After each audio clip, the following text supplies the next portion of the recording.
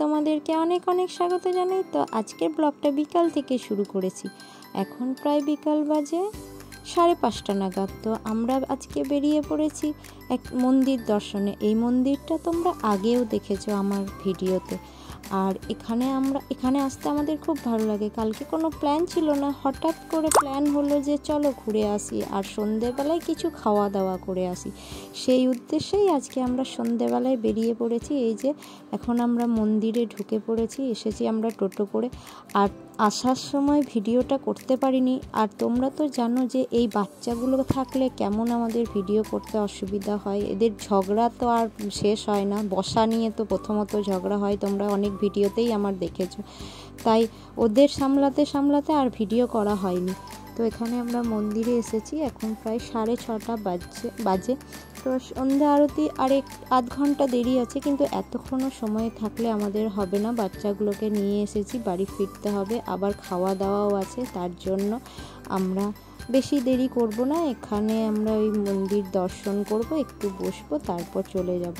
আর এইদিকে দেখো ওরা টিপ পড়বে বলে খুব বায়না করছিল, নিয়ে ওখানে ওদেরকে টিপ পরানো চলছে। বাবারে শান্ত মেয়ের মতো কি সুন্দর বসে আছে দেখুন নীলাশা। এমন মনে হচ্ছে যে বিশাল শান্ত, মোটেও না। দুজনাতে এমন মারামারি করছে যে বলার কিছু নেই। সারাক্ষণটা শুধু ঝগড়া করেই যাচ্ছে।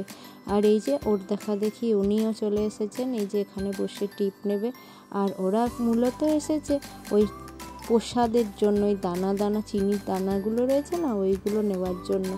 আর কত ভক্তি দেখুন, সত্যি বাচ্চাদেরকে দেখেও খুব ভালো লাগে যে এরকম ওদের মনে ভক্তি চলছে। আর এইদিকে দেখুন এই যে কাকিমারা, জেঠিমা তো কার সঙ্গে গল্প লাগিয়ে দিয়েছে, চেনা অচেনা কোনো ইয়ে নেই, সবার সঙ্গে গল্প লাগিয়ে দিয়েছে। আর এই যে আমিও বললাম বৌদিকে একটু ভিডিওটা আমার দিকেও ঘোরাও, আমাকেও দেখাও। তাই বৌদি একটু ভিডিওটা দেখছিল। আর এখানে দেখো কেমন চুপচাপ বসে আছে এরা দুজন।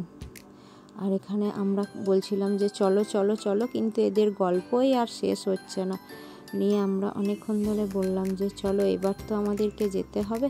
আবার আমরা যেখানে খেতে যাব সেখানে তো একটু লেট হবে। আর এদিকে বৌদি দেখো ঘন্টা বাজাবে, সেই জন্য আমাকে ডাকছে। আর বৌদি যে ঘন্টা বাজিয়েছে, আর ওরাও দুটো লেগেছে পিছনে, বলছে আমাদেরকেও তোলো, আমরাও বাজাবো। তো বৌদি এখানে ওদের দুজনকে তুলছে। আর আমার ছেলে এদিকে বলছে যে আমি খাচ্ছি, কি করে বাজাবো। আর এই যে আমরা এবার চলেই যাচ্ছি মন্দির থেকে। বেশিক্ষণ বসলে তো হবে না। ইচ্ছা ছিল সন্ধ্যা আরতিটা দেখার, কিন্তু আজকে তো টাইম নিয়ে আসিনি, তাই অন্য কোনো দিন আসবো। আর এই যে আমরা মন্দির থেকে বেরিয়ে চলে গেলাম খেতে, কিন্তু খেতে গিয়ে দেখি দোকান বন্ধ। আমাদের তো খুব মন খারাপ, ওখানে ধোসা খুব ভালো পাওয়া যায়। তো বৌদি তখন বললো চলো আর একটা রেস্টুরেন্ট আছে ওখানে যাই, ওখানে গিয়ে খাই, কেমন খেতে হবে দেখি, চলো। তো আমরা ভাবলাম যে চলো, যখন বাচ্চাগুলোকে নিয়ে এসেছি আর কিছু ওদেরকে বলেছি খাইয়ে নিয়ে আসবো আর খাওয়াবো না, সেটা তো হয় না। তাই আমরা আরেকটা রেস্টুরেন্টে ঢুকে পড়লাম।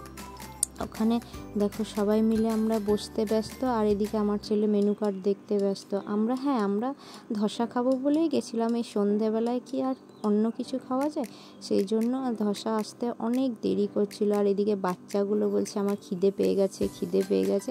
তো ফাইনালি এখানে ধোসা চলে এলো। আর ধোসাটা ভীষণ ভীষণ সুন্দর ছিল, সত্যি খুব ভালো খেতে ছিল। আর পাশের একজনরা না চাট খাচ্ছিল, সেই দেখে আমার মনে হলো যে আমিও চাট খাবো। তাই বৌদিকে বললাম চলো একটা চাট খাওয়া যাক। এই যে চাট খুব ভালো ছিল। আজকের মতো ভিডিওটা এখানেই শেষ করছি, বাই।